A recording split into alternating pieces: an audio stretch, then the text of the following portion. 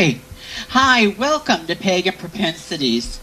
Tonight, I am your host, Tidal. I am reading the most fascinating book called Animals Impacting the World, written, co-authored by fabulous Mary Gasparo, who just so happens to be my special guest tonight.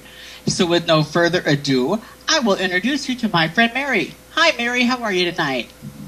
Hello, Tidal. I'm fine. Are you enjoying the book so far? I love your book, but it's not big enough, so I'm babying it and just kind of making it last. But I'm going to be done this weekend. I should have known to send you a copy with extra pictures. I know. Make it thicker. People tease me on my Kindle because when I read, the font that says world, that's about the size of the ones I read, and Helen Keller could read my Kindle. Well, sorry. I don't think you can make these any bigger than what they are, but they're pretty big. So what you been up to? You've been going on some adventures. Do tell. Yeah, it's been kind of like a crazy summertime on, but I can actually say that my butt's planted for a while. Started out, we did a couple investigations at Fort Mifflin. One was till midnight one during the storm of the century. We got hit that night. That was horrible. But we stayed. We floated around from spot to spot. And then we went back and we did a complete overnight there, which was really, really fun. We enjoy that because you kind of get the feel of what the soldiers actually put up with being so close to the Delaware River and those horrible wooden bunks. I don't know how anybody slept. Went to the Shanley a few times, and we were there during Halloween weekend. That was a 3-day event going on there, which was fun. And I just recently got back Monday from Texas. I was at the Town of Marshall Haunted Holidays Conference, and that was a blast. I have a list of questions. For people that don't know, can you tell people where Fort Mifflin is located? Fort Mifflin is probably the easiest place anybody could ever get to. It sits right next to the Philadelphia International Airport. So if you have to fly in or drive in, fake like you're going to the airport, and it's right next door. As a matter of fact, Anita and Misha, as well as Kim, they've all been there. And on a good day, when there's planes going overhead, sometimes they fly so low, you can actually see people's heads in the window. Now, you know one thing I want to ask you, because, and I've been meaning to for some time, I talk to you every day, but it occurs to me, when you're at places of such substantial history in our country, like where Fort Mifflin is, where so much of our history with Washington and Washington, D.C., and places like the Alamo, all these important places in history, do you find a stronger energy or preponderance of activity in these places? Absolutely, especially going to, let's say, the Shanley Hotel, which is very historic. It's got layers of history there. Most of us concentrate on during Prohibition because that's a little bit more colorful. You know, you have the gentlemen's quarters, and right above that is the bordello. Okay, So that right away attracts. They've got a my third dogs floor. Got their shots for that. I told them that. I said, I don't let my dogs go to them kind of places, but they made them get them anyway. They had a bordello at the Shanley. Yes, they did. Scandal. I know, and speaking of scandal, you know, we were talking about some kind of tape earlier. Yes. I was actually, it's on video, so I guess you could say I had a scandalous sex tape going. 2 years ago, I did an event there where we did the Singapore theory. And what that is you dress up back in a certain time period. And at that particular event, I was a bordello babe. Oh. Yeah, I heard that, but I wasn't going to say nothing. Well, you know, it's out there. I can't hide it. It's out on the internet somewhere. So if you see me walking around with a red negligee on, and I had a black boa, that was me. Ah. How was your trip to Texas? What are some of the things you did when you were there? What are some of the things you saw? Well, I got there. I was trying to post as much stuff on Facebook as possible because, you know, a lot of my friends call me and let me know when you get there. Call me, you know, I can't call everybody, so Facebook is the best way to put it out there. But I actually got picked up at 4:30, toothpicks please, Friday morning, and my flight left Philadelphia at 6:40. I did end up at my destination around noon. I was picked up by a good friend of mine out there, Lori. And my very first memory of Texas was I got to go to a Sonic. I love those commercials. We don't have them here, and it burns my biscuits that they show all these things that I can't have, and they show them on my TV. Well, when we left the airport, which is like the size of my driveway, well, no, I flew in on this huge airplane, okay, in Dallas Fort Worth Airport, and next flight was a little hop, skip, and a jump to Longview. So here you are, you're used to this big airplane, and then you see this one, oh, this is your airplane. And you get in, and there's one row of seats on one side, and then two on the other. Now, I don't know if anybody out there has flown lately, but unless you're anorexic, you don't exactly fit in these seats too well. So I was in the one single seat, which I was glad. Pilot, we closed the door, and all of a sudden the pilot comes on and he says, I have some bad news. Nobody wants to hear that when you're sitting on an airplane, right, ready to go. He said, this airplane was not our original airplane. The first airplane that we were supposed to be on is now on its way to North Carolina. And we're using this airplane because the autopilot's broken. That's what I don't want to hear. But no, don't worry about it. I'm going to fly visual. I didn't want to hear that either. First of all, after getting off of a big plane, and now I'm getting on this little plane, I don't want to hear some things are not working on this airplane. But anyway, I got there. I'd have done wet my pants and be walking to the Greyhound bus terminal. I would have gone, I almost wet my pants because I was stuck in this seat that's big enough for a 6-year-old. So I couldn't have bared it. But we ended up, we were a little delayed. They had to take some fuel, and away I went. And that wasn't even, it was just a moment of, oh my God, do I have all my things in order at home? I knew I should have taken out the flight insurance. I'm doing all these things. But when I got there and I got picked up, Lori said, are you hungry? And I'm like, yes. Where do you want to go? Sonic. Of all places, I wanted to go to Sonic. But that's how I kind of started out my Texas visit. The rest, it's such a blur because it was so jam-packed. I want to really thank Kim and Eric and, of course, Lori for their hospitality. Going somewhere that you've never been, and Rick usually travels with me, and he wasn't with me, so here I am away from home by myself. I couldn't have asked for better people to be with. The conference was awesome. I had a good time there. I tell you what, I'm jealous. I can't think of any. If I was going to Texas after Sonic, of course, I would love to hang out at Eric and Kim's house because it seems like it would really, really be fun. And they got me over my phobicness of people from Texas. We get these ideas of what people are and who they are and what they're like, and sometimes it's true and a lot of times it's not. And it's been really neat to kind of to get to know people, and from other places where you think, oh, they're all this way or that way or this, and a lot of times they're not. And even if they do think differently than you, when you take down those labels, everybody has so much more in common than we do in differences. Yes, I agree. And one thing I said to my husband, I'm used to being in Philadelphia. Now, I don't live in Philadelphia. I live about 24 miles northwest. I'm in a suburb. But I always tell people I'm from Philadelphia because I'm so close. But the men out there, all of the men that I came across were so gentlemanly. Can I take that bag for you? I mean, if I was in Philadelphia when I boarded the airplane, I'm struggling to put stuff, and everybody just sitting there watching you. When I got on the plane leaving from Longview and also the plane leaving from Dallas to Longview, they were like rushing, let me carry that for you. Let me put that up there for you. Do you want me to hang it? I mean, I was in shock. People there, they do know hospitality. Yes, and chivalry is not dead. It's truly not. Yeah. So what happened at the conference? What went on there? What kind of conference was it? Well, you know how they say what goes on in Vegas stays in Vegas? Mm-hmm. I can talk a little bit about this one. Oh, just me and you play like I'm Oprah and scoot up here and let me know. Okay, we won't tell anybody else, but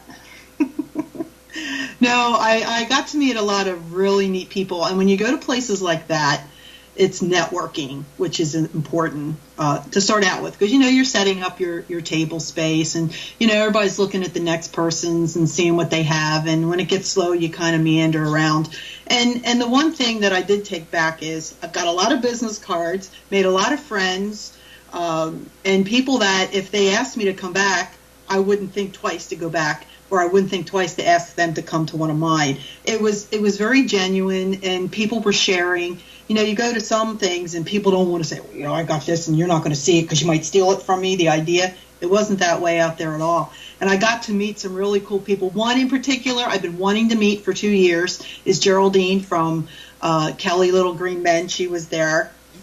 We've had her on Just Saying a few times, and I believe Kim and Eric have had them on their show, or had them on their show Pima, on Pima TV on Friday nights. So she was like at the top of my list of wanting to meet. And then you meet other people that you never even heard of, and you walk away like really good friends, and you can't wait to see them again. So that part of it was nice. It was a little overwhelming for me, as I told you, because I don't consider myself anything newsworthy, okay? I just do my thing. And the people that came to my table, and then the people that came to my lecture and actually listened to me and clapped for me when I was done, that really gave me a good feeling inside, because, one of the most important things besides my family and my friends is my love for animals. Mm-hmm. And, I was the last speaker of the day, and people were starting to leave. It was a long day. We started at 10 o'clock, and I'm thinking, oh, great, I'm going to go in there, and there's going to be one person sitting there. I walked in, and there was only like 3 seats left. And I'm like, all these people are here to listen to me. And it kind of got me for a second, because I thought, I don't think I'm that worthy to be standing here talking to these people. And then I just started talking, and I don't know where it came from, but I kept going, and I'm looking at people, and they're hanging on every word that I'm saying, and it was like, again, it was like, I can't believe these people are listening to me. And there's some people that are smiling. There was a lady that was in front of me that was bawling like a baby, and I'm like, what did I say? But people were getting so into some of the stories I was talking about. It was overwhelming for me, the reception that I got. And the fact that, you go to these things and you have psychics and mediums and paranormal investigators, and then you have Mary Gasparo sitting down there, Animal Communicator. And, I didn't think that many people would be geared for my subject, and I was totally wrong. And that's what made me feel good, is that people are interested and they want to hear about animals, because I talk more than just about animal communications. I put it all out there. I think I like sometimes animals more than I like people. And Mary, I think you have such a gift in being able to share and do so many things that other people can't do. Your gifts are unique. Some of the things, and I want to get to all these things. I love the book. I love the dedication part that you wrote. And I have a favorite story in here. It made me cry when I read it. And it's the one about the dog, the 2 dogs that were injured. Yes, at the end. Can you tell us about that? Is it giving away too much out of your book? No, it's at the conclusion, isn't it? About the 2 dogs with the tsunami? Yes. Yeah. That made me cry. Well, I've told this before, and I told it at both of my lectures. It's actually how I end my lecture. I read the conclusion, so I'm not really giving anything away. But the story on the conclusion, and this is kind of funny, and I've told a few people, and I think I've mentioned it on another interview or two, is I had a lot of ideas to put into this book. Dinah is the eloquent writer. She's an editor for Schiffer Publishing. I would write my stories, and I'd say, oh, Dinah, they're horrible. Please don't laugh at them. And she'd send them back, and she said, I only had to correct 1 or 2 words. They're good. Make yourself feel good as a writer. You can write. You can do this, because I'm always kicking myself saying, I can't do that because I'm not as good as somebody else. But anyway, writing a book, you go through so many edits, and we went through 4 official edits with this, going back and forth after her and I went through it a zillion times. So it was the night before we had to sign off on everything. It was literally got one more look through at Schiffer, and then it was heading over to be printed. She calls me up. It's around 5 o'clock, and she says, I'm taking out the conclusion, and I want you to write the conclusion to the book. I'm like, we have to have it in at 9 o'clock tomorrow morning. And she's like, I want you to write the conclusion. She said, you said something to me a while ago, and it really stuck. So I sat down, got home from work, and I sat down, and I got the laptop in front of me, and I'm getting, I got it all set to write this conclusion. Do you think I could think of the word the? I mean, I froze. I totally froze. I was back and forth on this. Finally, at 5 o'clock in the morning, I woke up, I sat down, in 15 minutes, I wrote that conclusion. And basically, what it's about is my husband and I, we went on a cruise last year. And imagine sitting there, we were lucky enough that we had a balcony room, and imagine sitting there, and you're seeing the whales go by, dolphins jumping out of the water, weird-looking fish, and they're all swimming around this huge cruise ship, not even paying attention to it. And it dawned on me that, here we have this species out here, and they're accepting us. They're not paying attention. They're adapting to us being in their space, because they were here before we were, and now we are floating on, out to sea, interrupting their thing. But they're not reacting. They're not retaliating. They're accepting. And it goes on to say that, people say dumb animals. They don't have any feeling. They don't have a heart. They don't care. And I came across this story about these two dogs that were trapped in a pile of debris after the tsunami. One was hurt really bad. Now, the other one could have gotten away to safety. Nobody could get near these dogs, but the one dog was healthy enough that it could have jumped down and swam wherever it had to go to get away. But it never left that dog, his friend. They were seen traveling together. They were friends since puppies. But the other dog couldn't move. People tried for days to rescue these dogs. Eventually, they were able to, and they got to the dogs, and the one that was really hurt, they were able to save, and it was fine. And the whole concept behind that was, you mean to tell me that people can actually say that animals are dumb and they don't have any feeling? Animals live on instinct and survival. And the one healthy one, its instinct should have been to survive. In other words, get the heck out of there. Get out of Dodge, get safe, go eat, go drink, do whatever you have to do. But he never left his buddy's side until there was help for both. And that was very inspirational to me, and I had to put it in the book. Elephants, too, they go back to where their elephant friends died. Oh, they yes. do that. They're And I think it's an insult that we kidnap these animals from their native home, bring them over here, and make them dance in skirts for our entertainment, right, when there's something so majestic and beautiful.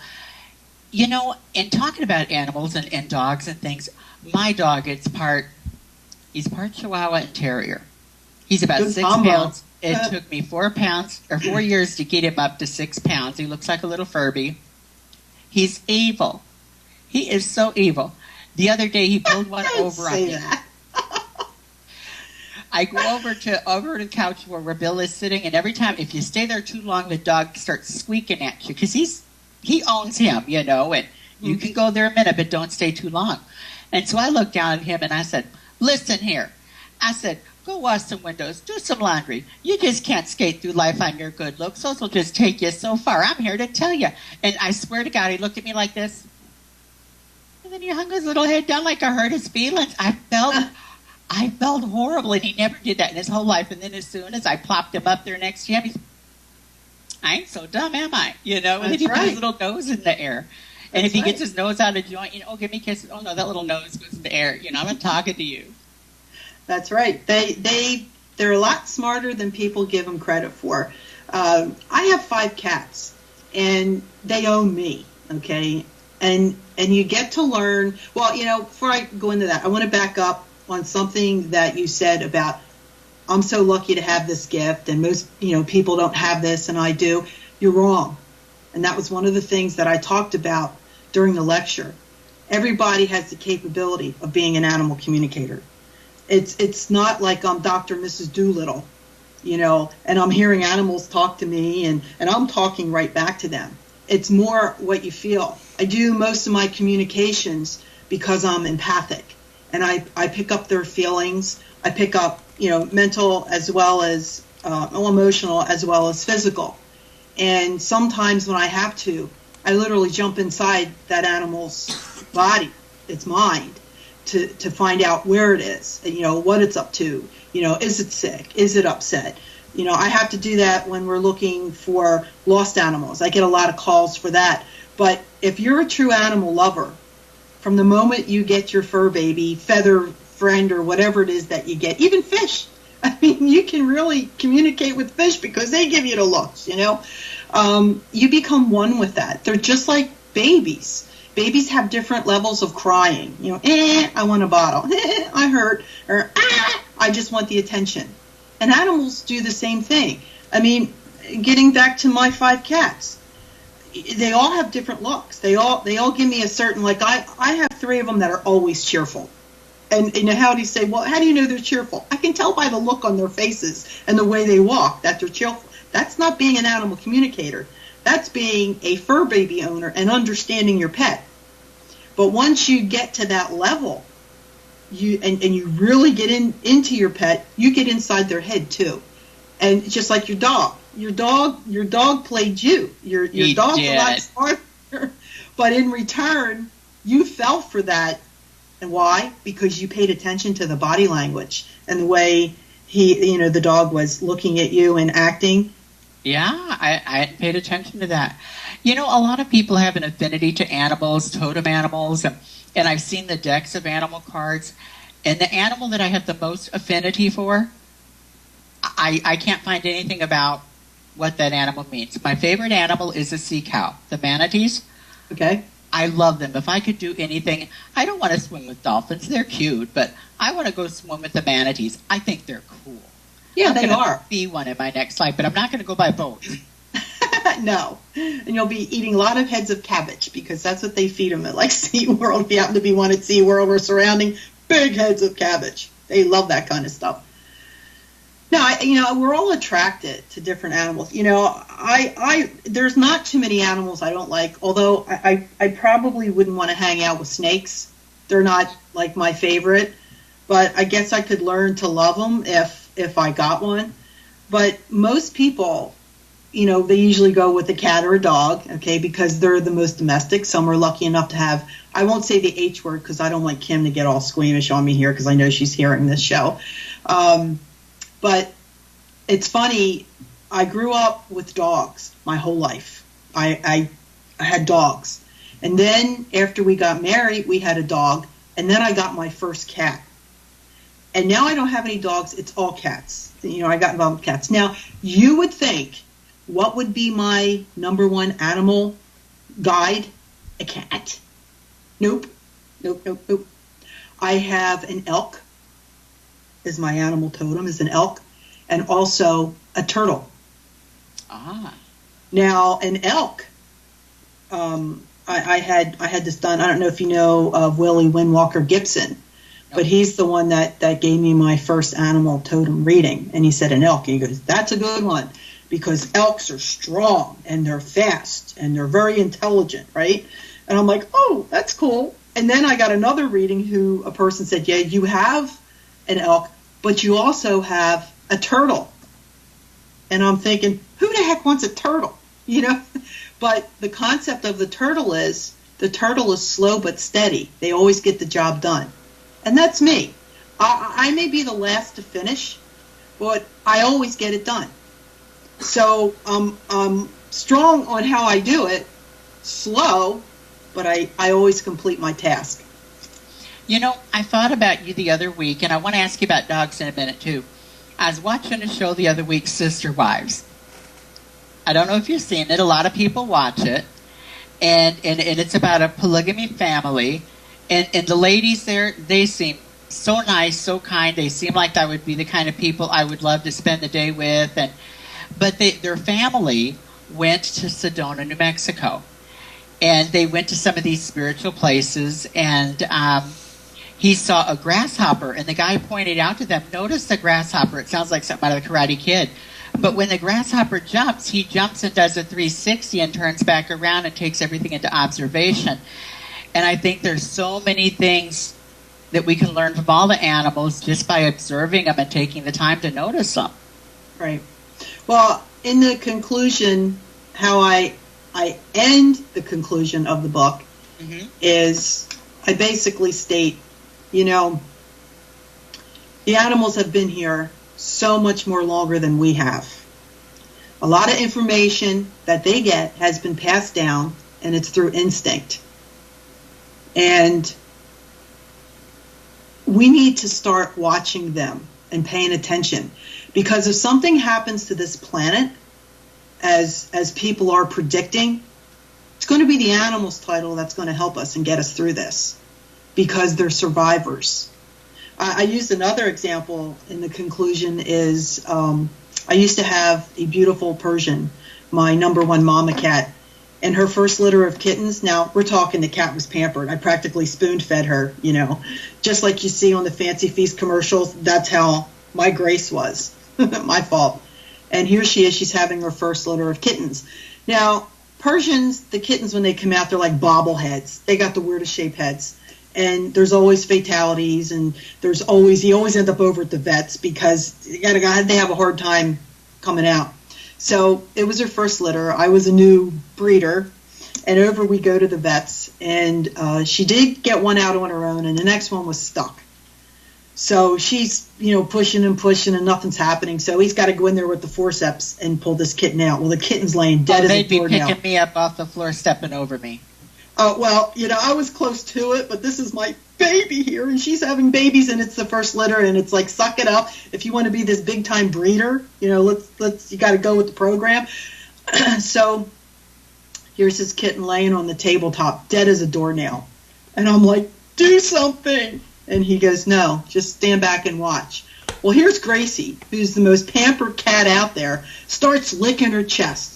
Licking the kitten's chest, licking and licking. And I thought she was going to almost take off the fur. She was licking so hard. All of a sudden, you see the chest go, whoop, boom, and the kitten took a breath. Now, how did she know how to do that? I read it in the books, because here I am. I got every book on how to deliver kittens. I was going to do this myself, but unfortunately, one of them got stuck. And it said that the mother will lick the chest, and it causes compressions and the heart to start up again and causes them to breathe. And how did she know how to do that? She did it. Instinct. Passed down. So I say to everybody out there, pay attention, because, God forbid, if something happens, it's going to be the animals to show us how to get there.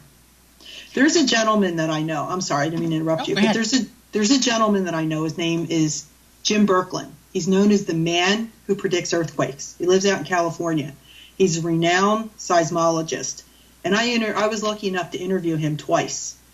And you know how you want to know what his #1 tools are in determining, first of all, if an earthquake is going to happen? Not the moon or the tides or his seismograph. That's all after the seismograph. He sits and he looks at the newspaper, and he goes through the lost and found. And first he looks for birds. If people are posting that there's a lot of birds that have flown away from they're looking for any chance to get out of the house, and they got out, they left. Then he looks for missing cat and dogs, like large amounts. Okay, every day you're going to see, missing dog, or, my bird flew away or whatever. But you start seeing a lot. And he also has an Oscar at home. And the Oscar, I don't know if it's swimming upside down or sideways, but before an earthquake hits, that Oscar knows it swims weird. These are all his indicators. We've got birds, we've got cats, dogs. You'll see like deer and whatnot go up higher. They go to the hills, they look for safety. These are all indications of earthquakes. Why? Animals' instinct. So now I've tried with my dogs, and maybe it's I don't have a Cuban accent, but I've been like, "Hey, I'm the dog whisperer," and they're not impressed at all. I mean, I've watched that Cesar Milano on TV. I'm thinking it's accent. You know how they used to tell us how to eat with the food pyramid, and of course now I might be wrong, but in reading, I have found that's the same pyramid formula that they use to fatten up cattle. And it's all part of a conspiracy to keep us fat. But people tend to have that same mindset when it comes to the animal kingdom, with man on top and everything down at the bottom of the pyramid. From your experience and expertise, what's wrong with that picture? Animals should be at the top.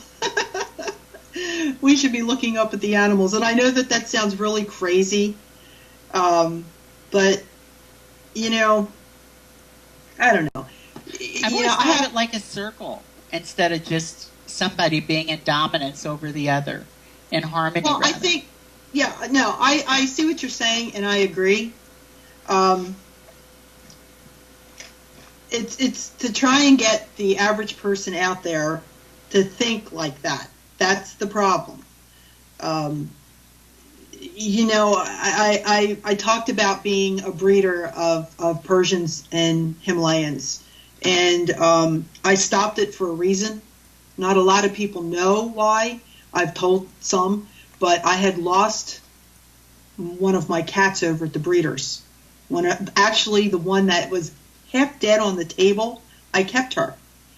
And that's my Daisy. And I brought her over to the breeders when she got older and was in her way of being able to breed. And the breeder lost her. She was missing for a week. The male cat figured out how to open up the pen, and out he went. And of course, she's in a strange place. Out she went too. Now, she was still in the house, but nobody could find her. And I eventually, I said that morning when I got up, it was like day 8 or 9. I said, God, let me find her. I either bring her home in a plastic bag or I carry her out, but I need to find her. I need closure. And I said, and I promise, if I find her, one way or the other, I'll stop breeding and I'll turn to rescue. I went over to that woman's house like 6:30 in the morning, and I'm looking around, and something caught my eye in the corner of the basement, which had nothing to do with her, but it caused me to go down another area of the basement where they had a chest freezer. And I looked behind the chest freezer, and there was her tail sticking out. She was wedged inside the motor of the chest freezer, and her face was that close to the fan. Aww. If she nudged forward, it would have chopped her face, and that would have been it. She was stuck in there. I shut it off. We pulled the plug. And you know how they say, you always hear the story about the mother who lifted up a Volkswagen, and moved it because her kid got stuck underneath. I picked up this chest freezer and moved it out about 3 foot, stuck my hand in, got her out, and we went directly over to the vet. She was severely dehydrated, but she was fine. And within 2 weeks, all of my females were fixed, and I've been doing rescue ever since. So there's a story to be told there. Now, we have dogs right now, but we've had pretty much everything over the years. I think we might have missed birds, but I'm going to get that electric one on TV when they get a blue one. Now, when we moved about 12 years ago, we had 2 cats, and the one, we were concerned we couldn't find them. And, the moving in and out, and you're so afraid they're going to get curious when someone's moving furniture in and out. We thought for sure we'd lost her. And we had looked all over, and we were really distraught. And we went to the basement looking around for something, and there she was up on the freezer, I believe it was, but she was hidden down in the wooden manger that we always pull out at Christmas. She was huddled all in there, and we were so glad to get her. And another cat, Mary, this is weird about cats if you work with them. One of my friends, she was ill and she passed away, and we inherited her cat and dog. My dog here. And the cat was so traumatized by the move, she ran in the basement. We did not see her for 6 months. And the only reason we knew she was alive is because she ate and used the litter box. And little by little, after about 6 months, Bill would go down there and coax her, and she might come out for a second and run off, but he got her trust, and then it took like another 6 months to get all them knots combed out of her, and they're just amazing. They're just amazing to me. Yeah, they have a personality of their own. So if you had a choice of a cat or a dog, which way would you go? Or are you happy with splitting it both ways? I like them both, but I'm probably more a dog person. Now, all my pagan friends aren't going to like me now. I do like cats. I like cats, but I have allergies and asthma as well. Right. But I like them all, but I kind of like the dogs. Okay. Well, that's okay.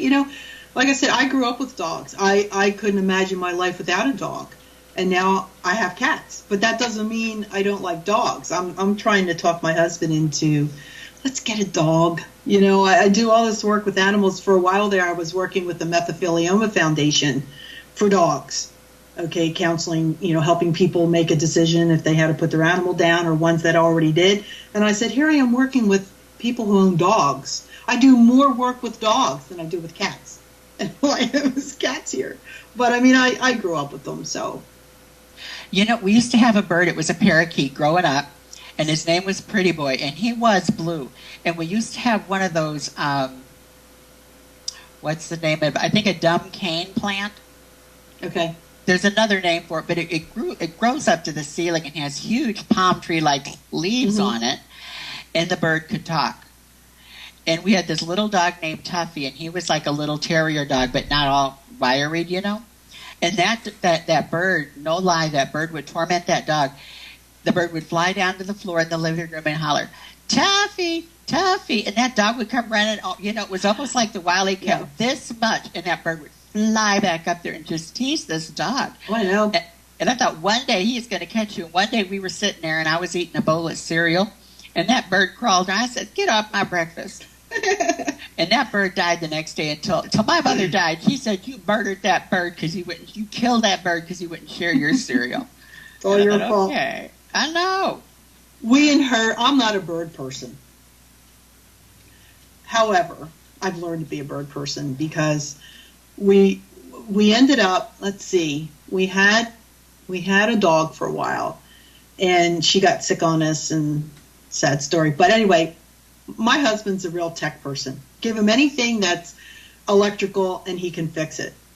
So my younger brother calls us one day and he says, do you think Rick can come over here and look at the television set? It's not working. Over Rick goes. And while he was over there, my brother had a parrot, a blue Prince Conure. And Rick was eyeing it up. Rick always loved like parakeets and things like that. So the next thing I know, I hear this noise in the garage, this rattling, and Rick comes in with a cage with this parrot. And I'm like, what's this? And he goes, well, your brother was so happy that I fixed this TV, he gave me his parrot.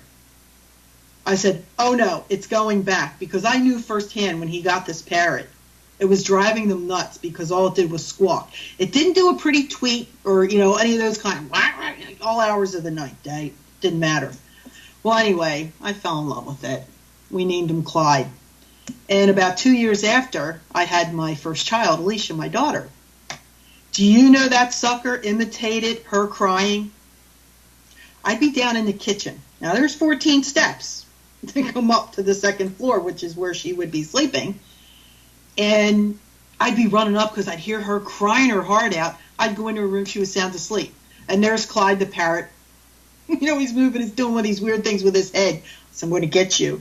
But we had him for a very long time, and eventually he died. I think we had him almost 20 years, and he died. But in between that, we got parakeets and cockatiels, and they all seem to flock to me. And like I said, I'm not as friendly with birds as I am with other animals. Believe it or not, don't tell anybody, I'm kind of afraid of birds. Shh. I've got a bird joke and a ghost joke. Which one do you want? Let's do the ghost joke first. Which one? The ghost joke. I seen a ghost last night. Yeah? You're supposed to ask me if I knew who it was. And who was it? I knew who it was. It was a ghost of Gloria Gaynor. First I was afraid.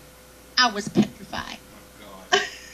Geez, here we now, go. if you lived in the 80s, that'd be funny. I only seen it on rerun videos. I'm not that old. Okay. Now I got to tell you my bird joke. Okay, go ahead. This little old woman, she wanted a bird for companionship, so she goes down to the pet store and she sees this bird and she likes it, and the guy says, I don't know. I know you're a nice little church lady, and I don't think you're going to like, because this bird, he come from a sailor, and he cussed up something awful. And she said, it'll be fine. So she took the bird home, and about 3-4 days, all these just cuss words, damn this and crap that, and all these bad words I can't say. She said, listen here, If you cuss one more time, that's it. And then the bird just took off with a blue streak. She said, that's it. I had it. She grabbed that bird around the neck and went in the kitchen and throwed it in the freezer and closed it. And she started thinking, man, I feel pretty mean doing that to that poor little bird. But she still was mad and she wasn't sure. So she went over there to the freezer. She says, listen here, I'm going to let you out if you promise not to talk that way. He said, okay, I'll be good. So she opened up the freezer. That little bird's just sitting there like this. And he said, I'm not going to cuss no more, but I have a question. And the little old lady said, what? And he said, what the hell did that chicken do that made you mad? Oh, now you know that's funny. It was funny. You know, Kim, it's the way you tell it that makes it funny. I might have an accent. No, but it's a good one. I do have a bird story to tell you, and Kim reminded me, and I don't always put it out there because it was kind of illegal what I did. But don't tell anybody, okay? I won't. It's just me, you, and the interweb. That's fine. It's good over. Just play like I'm Oprah. Now, I don't even know if I still have the pictures on Facebook. If I don't, I'll have to put them back out there. But I actually got a little baby robin that fell out of a tree. I didn't get it. My husband was sitting out back, and his hawk came and ripped apart this nest, and 2 little robins fell out. One didn't make it, and one did. And, of course, he comes in and he goes, we have a problem. I said, what do you mean we have a problem? He says, come here. And there's this little baby bird that didn't even have any feathers or anything on it yet. You know, those big, giant eyeballs. I said, what do you want me to do with it? Naked? It was naked for sure. So I ended up raising this robin. I fed it baby food and cat food, and it got big enough to learn how to fly. And eventually it was old enough to go outside. And no matter where I was in the house, this bird would find me. If I was at the kitchen sink, it was pecking at the kitchen window. Upstairs sleeping, it was at our window making this loud noise because it was hungry, no matter where I was. And eventually I did teach it how to go find worms on its own. Don't ask. It was embarrassing. But I would go outside and I'd put my arm out and I'd go, birdie bird, and you hear this, and it'd come like 2 doors down, fly. And here's this robin landing on my shoulder. That went on for quite a while. One day I came home from work, and I'd always go out back, and I'd go, birdie bird, and he didn't answer me. He was nowhere to be found. My heart was broke. I was looking around. For 2 weeks, I was going around the neighborhood, birdie bird, looking for this bird. I looked like a nut job. But he did come back the following spring, and I saw him for a moment this year. But he's got his own family now and his own group that he travels with. Now, I read that they could live as much as 4 years, but I did give them a good start. So I can't truly say that I'm afraid of birds. It was kind of like a necessity thing. See, some little hussy bird come along and caught his eye. Now, You know what, Mary? Tell me if you think I'm nuts or if this is a sign or both. But I remember about 12 years ago, I had some pivotal choices to make. And I was praying the way I practiced my faith at that time for a sign. And I had lived in this house for 2 years, and it had never happened before. I mean, it happened. It's not uncommon, but it never happened in our yard. And I was praying for a sign. And the next day, I come out about supper time, and there was these 3 little ducks in the yard. It was the 2 boys and the girl. And they came back every day for, I would guess, like a month and a half. The same time of day, right there in our yard every day. And that had never happened in 2 years. I mean, I'd seen them in town, but they never, every single night in our yard down there at the end, that never happened. And for me, I think there's signs all over if you just look and listen. Oh, absolutely. Dinah talks about, in the book, about communicating with butterflies. I haven't really had any communications with bugs, but I have read that people do. There was a woman that actually claims to have communicated with ants, and she left them treats and said, stop coming into my kitchen and I'll leave you treats. And it was a whole long story, but stranger things have happened. Mm-hmm. So I got something I want to talk about, if I could. Absolutely. What do you want to talk about? Well, you were mentioning in the beginning about, I've been busy and all the stuff that I've been doing. I have gotten together. Most people ask me how I got into this field, and I started out as a paranormal investigator. And the group that I joined was CCPRS, who was founded by Mark Sarro. And I owe Mark for basically everything that I'm doing today, because if he didn't bring me into his group, because I figured, I'm an old lady, who's going to want some old lady in their group, but he welcomed me into the group right away. From there, I met Dinah Roseberry, and the two of us got together with the Animal Communications and, wrote these books. But Mark and I went our separate ways. He continued with CCPRS. I went on to start a group of my own, stopped that group, and then just started doing shows, started doing events one after another. And Mark and I got back together again. And most recently, we formed what is called Para Co-op. And what it is, it's not an actual team. It's a group of like-minded people, and we have people from all over the United States that are joining in with us. We have people from the pagan community. We got psychic mediums. We have people that are interested in UFO, cryptozoology, and it's sort of like a conglomeration where that we can. For example, I went to Texas this past weekend. So that was put in the Para Co-op. Anybody out in the Texas area, if you wish to come out and visit me out there, or just interested in a paranormal conference, there's something going on out there. Mark is the tech person of the two of us, and he was the one, and he gets a big applause for putting us out there when we were up at the Shanley over Halloween weekend. That was his production. We all work together to get it all set up, but he's the producer when it comes to stuff like that. He's the techie. I'm the guy behind the scenes that gets it all organized, and he puts it out there. So it's a beautiful combination of two people working together. And we have a lot of exciting things coming up in 2014, which I'm not allowed to talk about yet, but there's a lot more of those things coming up in our future. One thing I wonder, Mary, is, and you could just change the subject if you want, but it probably goes with anything. Is there a lot of competition in the paranormal community? Clickiness. I mean, I know there's probably in all kinds of things, but do you see that a lot as well? Well, when I first started out, I was a newbie in the field, Tidal, and I thought everybody was one big happy family. Surprise! I learned that in other venues as well. It's no different in the paranormal community as it is in the tarot community, or any community of specialized things.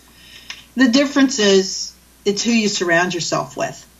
I've been knocked at the knee so many times that I can't believe I keep getting up and starting over, because I'm very optimistic. I always give people a chance, and I've learned through all my knockdowns on what not to get involved with next time around. And I can honest and truthfully say right now I'm in an extremely happy place, and I associate with people that are just like hopefully they're not just like me. I don't like being like me, but you understand, we share. Mark and I had a parting of the ways, and I'm not embarrassed to say this, and if he's listening, he knows what I'm going to say. I was just coming out with being empathic. I was developing my skills, and he was not into that. And he basically told me there was no room on the team for intuitives and sensitives. So I left. Who would have thought that after all this time, him and I would have gotten back together? But he's realized that people with abilities like I have are important on an investigative team. And so we deal with other people that are the same way. They're open and they're accepting. I mean, I have Sal and Jen from Long Island, New York. I always say the Sal and Jen of the Sal and Jen. I can't imagine my life in the paranormal field without them. It's very rare that I will even consider going on an investigation without knowing they're going to be there with me, because we're like-minded. Are we a team? No. We're like-minded individuals who are out there for the same goal: to find evidence, support the evidence. We don't make up evidence, and we don't look at an ink dot and say, oh, it's an orb, and an orb is a spirit. You know what I'm saying? We have plenty of equipment. For me, I don't carry that much equipment. I usually have a camera with me, and I'll carry an audio recorder. I I don't like to use that other stuff. I like to use my senses. That's my equipment. Some people aren't as sensitive as me, so they need the other equipment. So we all work together. And, in my little entourage of people that I deal with, nobody's better than the next guy. Yeah, there's a lot of people that are out there, they're in competition. But I will say this, when I was out in Texas and all those different teams that I met, they all work together, which is nice. So I'm hoping that kind of keeps rolling, because what benefit do people get if I have the most exciting piece of evidence and I don't share it with somebody else? Well, and I had a reason to ask. I had a specific reason, and I think you proved my point. Can pagans say, can I get a witness up in the chat room? Because here's what I'm thinking. You know what? I know in tarot people, honey, Belle, there's ego in the tarot community. And in the pagan community, there is ego too. But you know what? There's egos in cities between doctors. There's egos in any kind of business. But at our very best, our communities can do the most amazing, amazing things. And that's what keeps me here. How can people reach you if they want to find out more about you, Mary, about the stuff you do? Well, they can find me on Facebook, Mary Gasparo. That's where everybody usually finds me. I just found out from Mark that you can also reach me through the Para Co-op, and it's Mary at para-co-op.org.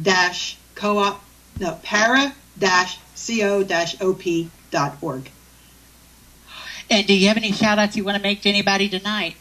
Well, I want to shout out to actually Mark, because hopefully he got to be here tonight. I want to thank him for wanting to go into this next venture with me. I want to give a giant shout-out to my co-host, Kim. She's cool. She's the best. Without her on Monday nights and the laughs that we have, I probably wouldn't be sitting here at all, because I would have just walked away. And she's my number one, she's co-number one besides my husband, Rick, supporter in what I do. So I want to give a big shout out to her. And of course, Eric. Without Eric, none of us would be doing any of this. So, I'm going to give the biggest shout out is to those people out there that care as much about animals as I do. Absolutely. And I'm going to leave you with one little joke. I seen this comic, and here's these two little lizards sitting out there in the desert, and the one looked over. There goes that feeling again, like I used to be somebody named Shirley MacLaine. Now that's funny. Oh, it's a riot. Thank you. I stand vindicated. And on that, I want to thank you, Mary, for coming. I hope you'll come back and see us again. And thanks, everybody out there in the audience. And we'll see you next week. And be good to each other. And blessed be, and have a good night. I'm going to read this book. You better.